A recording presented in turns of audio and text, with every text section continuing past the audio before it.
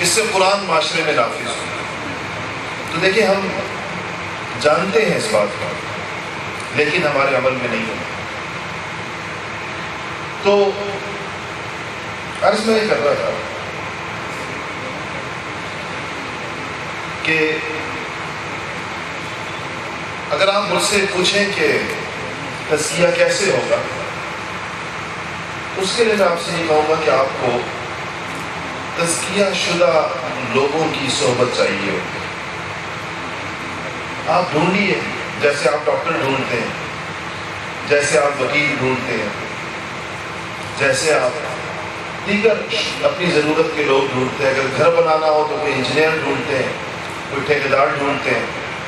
آپ ایسے لوگ اپنے معاشرے میں تلاش کریں جن پر آپ کو یہ اعتماد ہو, جن کے بارے میں آپ کو یہ اطمینان ہو کہ یہ تزکیہ شدہ لوگ ہیں, انہوں نے تزکیے پر محنت کی ہے, ان کے اخلاق سنورے ہوئے ہیں, یہ سچے لوگ ہیں, ان کے عقائد درست ہیں, ان میں امانت ہے, ان میں دیگر چیزیں درست ہیں, دین کا فہم درست ہے, قرآن و سنت سے تعلق درست ہے. آپ کو ان کی صحبت چاہیے ہو, ان کے ساتھ کچھ وقت گزاریں اور ان کے طرز عمل کا معائنہ کریں, دیکھیں, غور کریں. یہ رنگ ہے آہستہ آہستہ آپ کے اوپر چڑھے گا.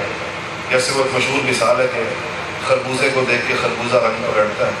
تو اگر خربوزے کو دیکھ کے خربوزہ رنگ پکڑ سکتا ہے تو ایک انسان کو دیکھ کر دوسرا انسان کیوں نہیں رنگ پکڑ سکتا؟ قرآن نے اس کو صبغۃ اللہ کہا ہے, اللہ کا رنگ.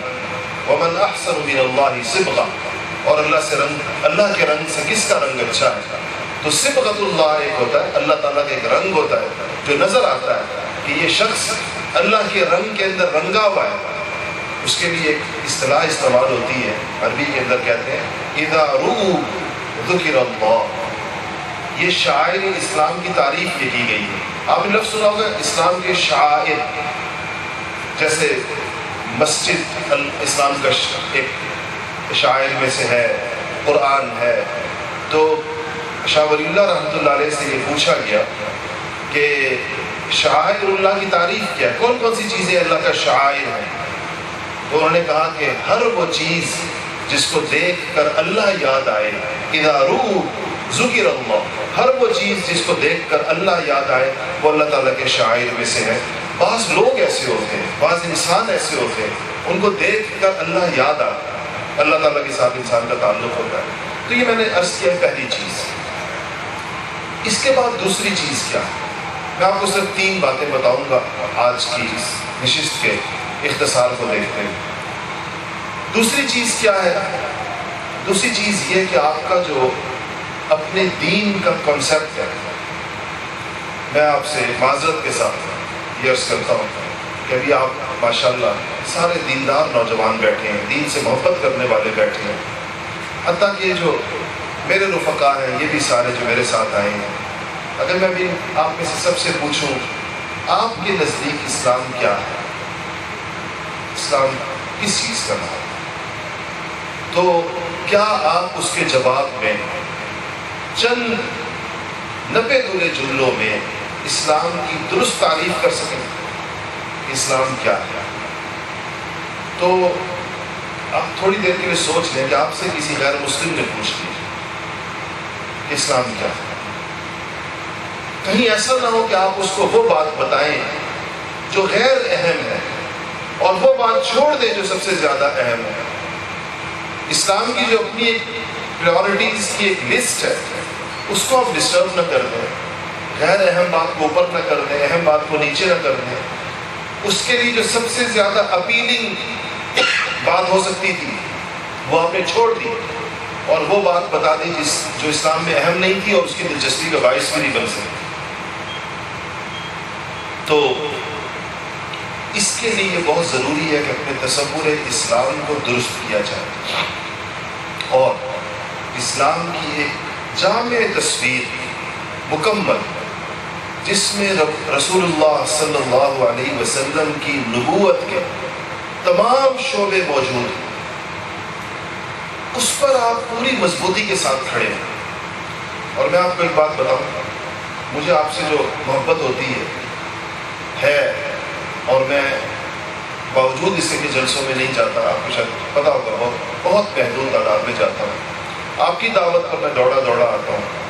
اس کی سب سے بڑی وجہ یہ کہ مجھے آپ میں وہ اعتماد نظر آتا ہے کہ جو پوری خود اعتمادی کے ساتھ اسلام کی تمام چیزوں پر کھڑے ہو سکتے ہو، اپنے ماحول کی تمام تر مخالفت کے باوجود، اور جس چیز کو اسلام سمجھتے ہیں ڈنگے کی چوٹ پر اس کو اسلام کہتے ہیں، اور اس کے اوپر کسی کی مخالفت کی پرواہ نہ کرتے ہوں۔ اس حوالے سے میں اسلامی جمعیت طلبہ کے وجود کو ان عصری دانشگاہوں کے اندر ایک بہت بڑی غنیمت سمجھتا ہوں، ایک بہت بڑی نعمت سمجھتا ہوں نوجوانوں کہ وہ ان کو یہ ماحول فراہم کرتی ہیں۔ آج کے دور میں کچھ چیزوں پر گفتگو کرنا مشکل ہوتی ہے، نام لینا مشکل ہوتی ہے۔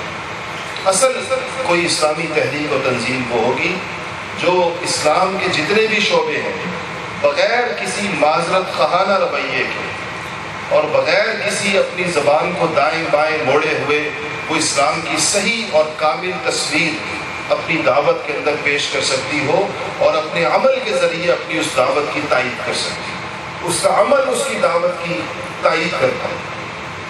تو میں جب یہ کہتا ہوں، یہ جو بات میں نے بھی تھوڑی دیر پہلے کہی اور سوشل میڈیا پر کہتا ہوں، تو آپ کو نہیں پتا کہ مجھے لوگ کہتے ہیں کہ جی آپ اسلامی جمعیت طلبہ کی تائید کرتے ہیں، وہ تو اتنی پٹائی کرتے ہیں لوگوں کی یونیورسٹیوں کے اندر۔ میں کہتا ہوں کہ جب میں جاؤں گا تو میں ان سے کہوں گا کہ لوگوں کی پٹائی نہ کیا کریں، تو اگر آپ لوگ کرتے ہیں تو نہ کیا کریں، ہمیں شرمندگی اٹھانی پڑتی ہے۔ مجھے لوگ کہتے رہتے ہیں ہر وقت آپ واقف نہیں ہیں، آپ جانتے نہیں ہیں۔ آپ دیکھتے ہوں گے، میں میرے ٹویٹس پر اور میری پوسٹس کے نیچے جو کمنٹس آتے ہیں آپ لوگ دیکھتے ہوں گے۔ میں جب بھی آپ لوگوں کے پروگراموں سے واپس جاتا ہوں تو میرے اندر ایک کیفیت ہوتی ہے آپ کے اس نظم و ضبط کو دیکھ کر، آپ کی اس طلب کو دیکھ کر، آپ کے اس شوق کو دیکھ کر، تو میں کوئی اپنا اس کا اظہار کرتا ہوں، اور جب میں اظہار کرتا ہوں تو سمجھے کہ توپوں کا رخ میری جانب ہو جاتا ہے، اور لوگ کہتے ہیں کہ جی آپ کو پتہ نہیں ہے اصل بات۔ تو اگر کوئی ایسی اصل بات ہے تو ناظم صاحب مجھے اس دفعہ بتا کے بھیجیے تاکہ میری معلومات پوری ہوں۔ کہتے ہیں آپ جانتے نہیں ہیں، آپ کو اصل بات نہیں ہے۔ تو میں سمجھتا ہوں کہ وہ چیزیں جس کا نام لینا بعض ماحول میں مشکل ہو جاتا ہے، مثلا جہاد فی سبیل اللہ، یہ اسلام کا بالکل ہے۔